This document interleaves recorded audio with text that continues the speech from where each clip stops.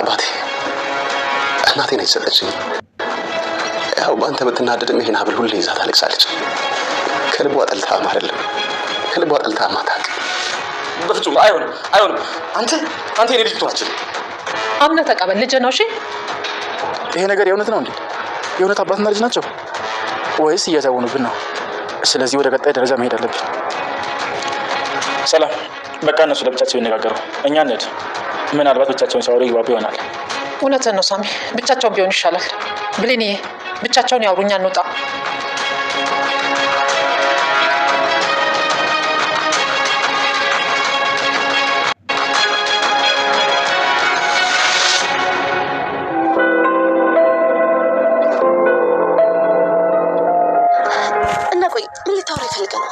እርዳታችን ፈልጌ ነው። የኔን እርዳታ?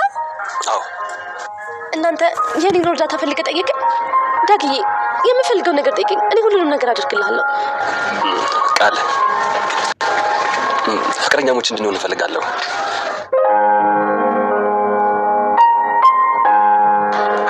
ዳግም የምርህን ነው? አንተ ከኔ ጋር ፍቅረኛ መሆን ትፈልጋለህ? በዚህ ሰዓት ከምንም ነገር በላይ የምፈልገው ነገር እሱን ነው።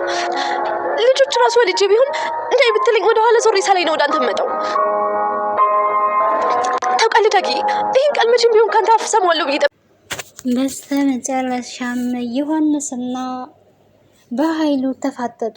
እንግዲህ አዲስ ዘዴን አንጥተዋል ማለት ነው። እዛ ቤት ውስጥ ታዲያ ጆ እያደረገው ያለው ድርጊት ሰላም እንድትጠራጠር አድርጓታል። ሲቀጥል ዳግም ሳሚን ቢሆን በጭራሽ ሊያምነው አልቻለም ማለት ነው። ታዲያ እሱ እዛ ቤት የገባበት የራሱ አላማና እቅድ አለው። ይሄ ደግሞ በተለይ ሳሚን በጭራሽ ሰላም ነስቶታል፣ እየተጠራጠረ ይገኛል ማለት ነው። ይሄ ልጅ የበኃይሉ ልጅ አይደለም፣ የሆነ ተልእኮ ይኖረዋል እያለ ግምቱን እንግዲህ ሊተው አልቻለም ማለት ነው።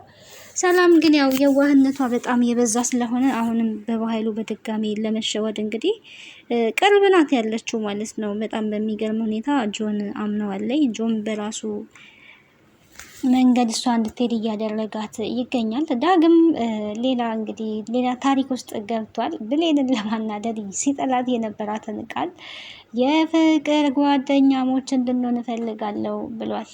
ይህን ደግሞ ቃል በደስታ ተቀብላለች። ታዲያ ዳግም ቃልን አፍቅሯት ነው ወይ ካልን ብሌንን ለማስቀናት እያደረገው ያለው ድርጊት ነው። ይሄ ደግሞ ለቃል ደስታ ነው። ብሌንንም ደግሞ ያናዳታል ብዬ አላስብም። እንደዚህ ደረጃ እሱ የሚሄድ ከሆነ ብሌን የተሻለ ሰው ጋር ነው ያለችው ብዬ ነው የማስበው ማለት ነው። ውድድሩን እንግዲህ ማን ያሸንፋል? ውድድሩን የሚያሸንፈው ሳሚ ነው ማለት ነው። በጣም የሚገርመው ግን ቃል መውደቂያ ሲያጣ ተመልሶባት የመጣ መሆኑን ልታውቅ ይገባል ብዬ ነው የማስበው። አሚን ብላ ተቀብለዋለች። ግን ምርጫ ሆና ሳይሆን እሱ እዛ ጋ የሆነ ነገር ከብሌን ጋር ያለው ነገር ፌል ስላደረገበት ወደ ቃል መጥቷልና ለቃል ይሄ በጣም ሀርድ ነው ብዬ ነው የማስበው። ሰላም ጤና ይስጥልኝ። ውድና የተከበራችሁ የቻናሌ ቤተሰቦች እንዴት አላችሁ? በያላችሁበት የዓለም ዳርቻ ሰላማችሁ ይብዛ። ለዚህ ቻናል አዲስ ከሆናችሁ ሰብስክራይብ፣ ላይክ፣ ሼር እያደረጋችሁ ቤተሰብ እንድትሆኑ በአክብሮት ተጋብዛለሁ። ተወዳጅና አስተማሪ የሆነውን አደራ ድራማ ቀጣዩን ክፍል ወደ እናንተ ይዤላችሁ መጥቻለሁ። በዚህ ክፍል እንግዲህ አዳዲስ ነገሮችን አብረን የምናይ ይሆናል። በኃይሉ እንግዲህ ቀጥታ ወደ ሰላም ቤት መጥቷል። በኃይሉ እንዲመጣ እያደረገው ደግሞ ሳሚ ነው ማለት ነው። ሰላምን ደውለሽ መምጣት አለበት። እነሱ አንድ ከዚህ በፊት የማይተዋወቁ ካልሆነ የሆነ ምልክት ልናይ እንችላለን፣ በሆነ ነገር ልንረዳ እንችላለን።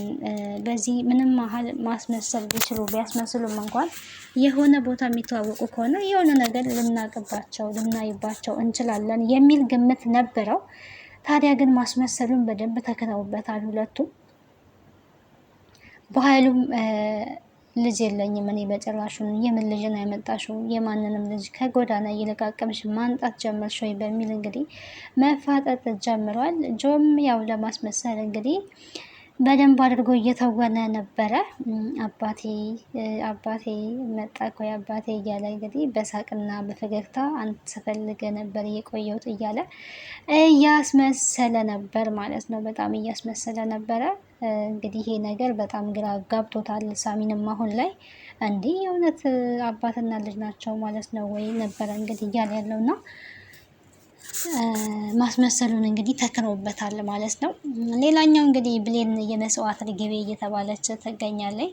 ጥያቄ ጠይቋታል ጆ ብሌንን። በጣም እየዋ የሆነች ምንም የማታውቅ ወፍ አለች። ያቺ ወፍ አለች ግን እናትና አባትሽ ቢታመሙና እናትና አባትሽን ለማዳን ያችን ወፍ መስዋዕት ማድረግ ነው የሚያስፈልገው ቢባል ምን ታደርጊያለሽ? እናትና አባትሽ እንዲሞቱ ትፈቅጃለሽ ወይስ ደግሞ ወፏን ምንም የማታውቀዋን የዋኋን መስዋዕት ታደርጊያለሽ ነበረ ሲላት የነበረው። እንደዚህ አይነት ነገር ምንም ከባድ ቢሆንም ግን ላረግ የምችለው ወፏን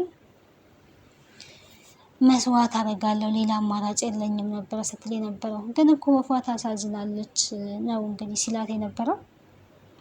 ማሳዘን ታሳዝናለች፣ በሰዓቱ ላይ ግን ማድረግ ላልችል ይሆናል። ደግሞ መሆን ያለበት እያ ነው፣ ምንም አማራጭ የለም። እናትና አባት ምንም መተኪያ የሌላቸው ስለሆኑ ያንን ነው ላረግ የምችለው ያለችውና እና አንቺን እኔም መስዋዕት ላድርግሽ ብሎ እንግዲህ ካፏ ወጥቶ ተናግሯል ማለት ነው። በጣም ከባድ ነው እንግዲህ አንዳንዴ ጆ እያመለጠው ይገኛል። ስሜቱን መቆጣጠር እየቻለ አይደለም። መጀመሪያ ብሌንን ነው ጉዳት ሊያደርስባት እንግዲህ ትኩረቱ ብሌን ላይ ጉዳት ማድረስ ነው። ከዛ በኋላ ብሌን በሳሚና በሰላም በጣም የምትወደድ ስለሆነች እነሱ የሚወዱትን ሰው አጥተው የሚወዱትን ሰው ማጣት ስሜቱ ምንድን ነው የሚለውን እንዲረዱ ነው የሚፈልገው። በተሳሳተ መንገድ ነው እየሄደ ያለው ጆ እንግዲህ ይሄ ሁሉ የበኃይሉ ጦስ ነው። ከኋላ በኃይሉ ነው ይሄንን ድርጊት እንዲያደርግ እንግዲህ እየገፋፋው። ምንም በማታውቀው እንግዲህ ብሌን ሰላምም ሳሚም ቢሆኑ ስለ ጆ ቤተሰቦች ግድያ የሚያውቁት ነገር የለም። ግን በኃይሉ እንደነገረው እሱ ነፍሰ ገዳይ የሆኑት ሰላምና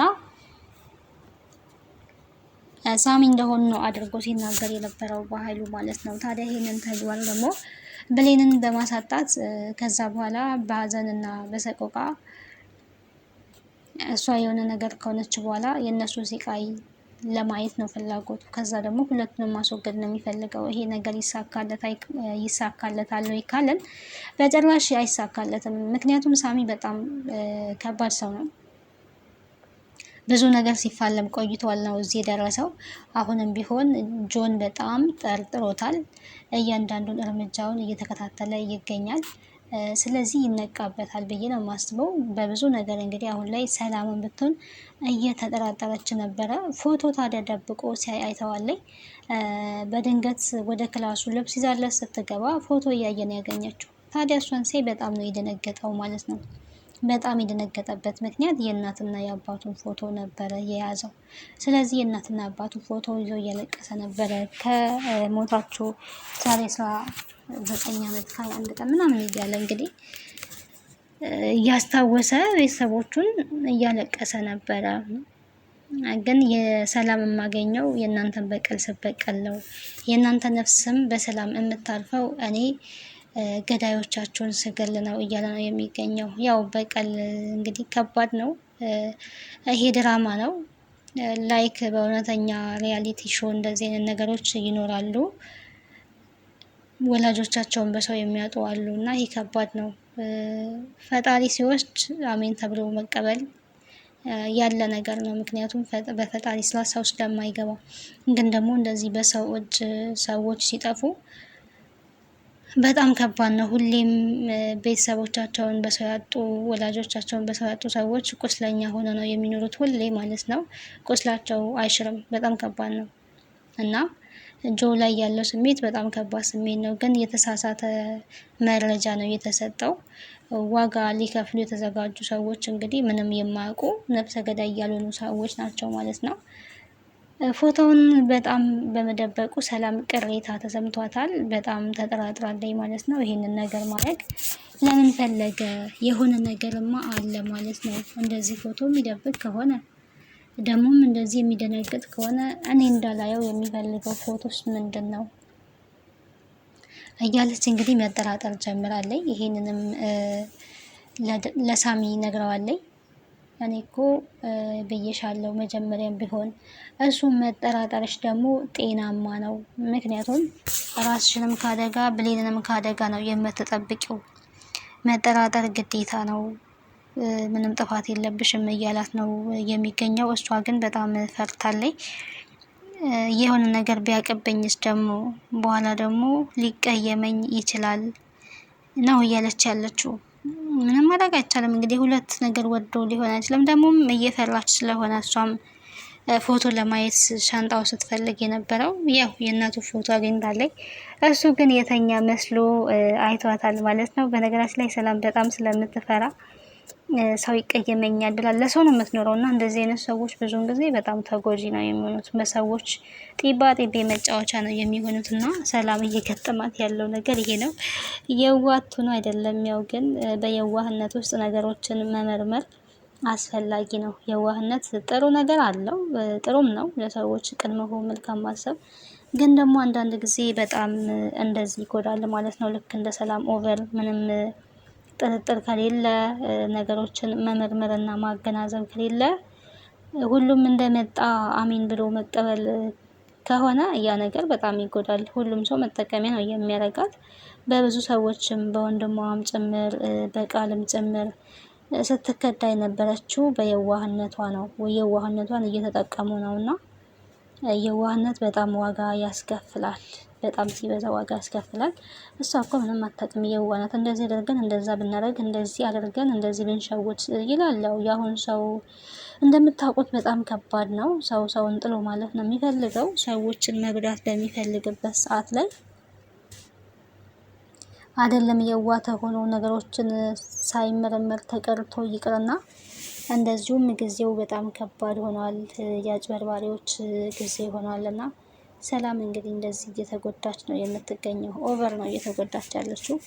ያ ነገር እንዳይመጣ ነው ሳሚም ላንቺም ለብሌንም ቢሆን የሚጠቅመው ነገር መጠራጠርሽ ነው። እኔ ምንም የባህሉ ልጅ መስሎ አልታየኝም፣ የሆነ ተልዕኮ እንዳለው ነው የምረዳው እያለ ይገኛል ማለት ነው። ከዚህ በኋላ ልጠረጥረው አይገባም። በቃ ፎቶውን ሳይ ራሱ በጣም ተናዶብኛል ያለው እሱ ደግሞ እኔ እዚህ ቤት የመጣሁት ገንዘብን ፈልጌ አይደለም።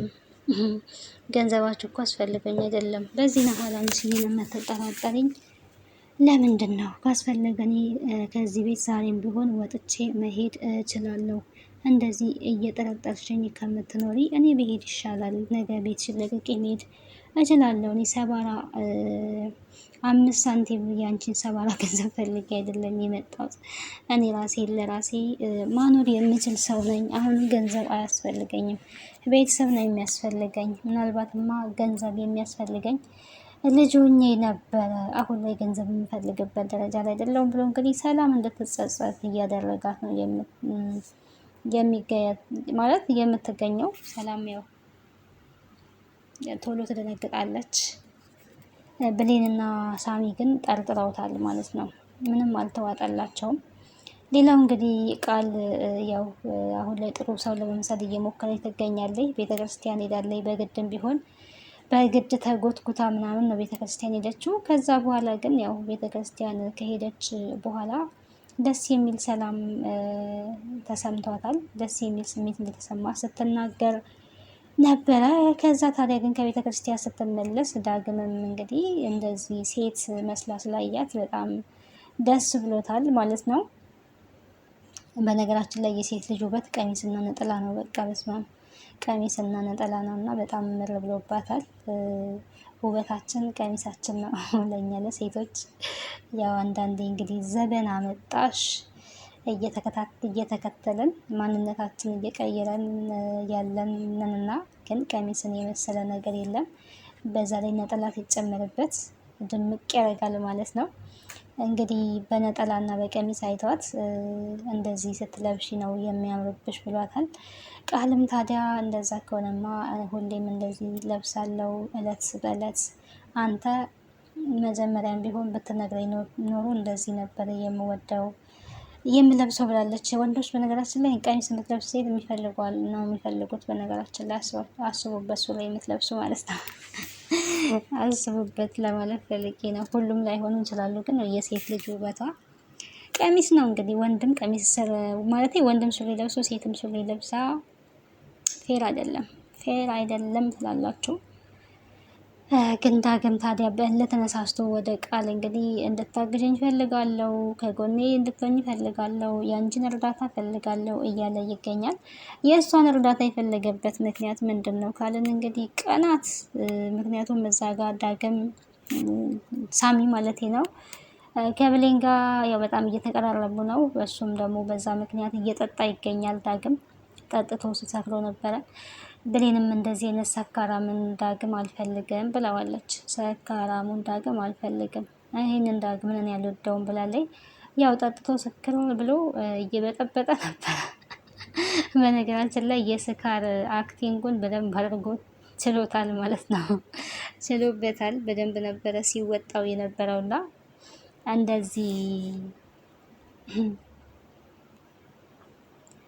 እንደዚህ አይነት ዳግም አልፈልግም ነበረ ያለችው። ምክንያት ለምን ትፈልጊያለሽ? ሌላ ከአንተ የተሻለ ሰው ስላገኘው ተውኳትም ወይ ለምን ምክንያት ትፈልጊያለሽ ብሏል። እንግዲህ አሁን ላይ ተስፋ ቆርጧል ማለት ነው። ተስፋ ቆርጧል። ለዛም ነው ወደ ቃል ጋር ሄደው ቃልን ሊያየት እንኳን አይፈልግም። እንዲያው ከዚህ በፊት ካስታወሳችሁ ማለት ነው ድራማ ስለሆነ የምስቀው። ከዚህ በፊት ካስታወሳችሁ ቃልን ያላት ዳግም በዚህ ምድር ላይ ሴት ሁሉ ጠብቶ አንቺ ብቻ ብትቀሪ ዞር ብዬ ራሷ ላይሽም ነው ያላት። ይገርማል ግን ተመልሶ ግራው። ለማንኛውም እዚህ ጋር ጥንቃቄ ልታደርጉ ይገባል ሴቶች ማለት ነው። የሆነ ሰዓት አልፈልጋችሁም ብሎ እንደዚህ ሄዱ። ከዛ ግን ያ የሄደበት ህይወት አልሳካለት ሲል ተመልሶ ከመጣ እንዳትቀበሉ እንዴ። ባጣ ቆይኝ መሆን የለባቸውም። እና በጣም ነው የተገረምኩት ማለት ነው። ቃል በደስታ የተቀበለች ያው ስለምታፈቅረው ነው። ግን ባጣ ቆይኝ መሆን ከባድ ነው። እኔ አክሴፕት አላደርግም እንደዚህ አይነት ነገር። ስላልተሳካለት እኮ ነው ወደ እሷ ተመልሶ የመጣው። ቢሳካለት ኖሮማ ከዛው ከብሌን ጋር ነበረ። ቢያንስ አክብሯት እንኳን አልነበረም ሲነግራት የነበረው። እሷ እሱን አፍቅራ እንደዛ ዋጋ ስትከፍል። እንግዲህ በቀጣዩን ክፍል አብረን የምናይ ይሆናል። ስለነበረን ቆይታ አመሰግናለሁ። ደህና ሁኑ።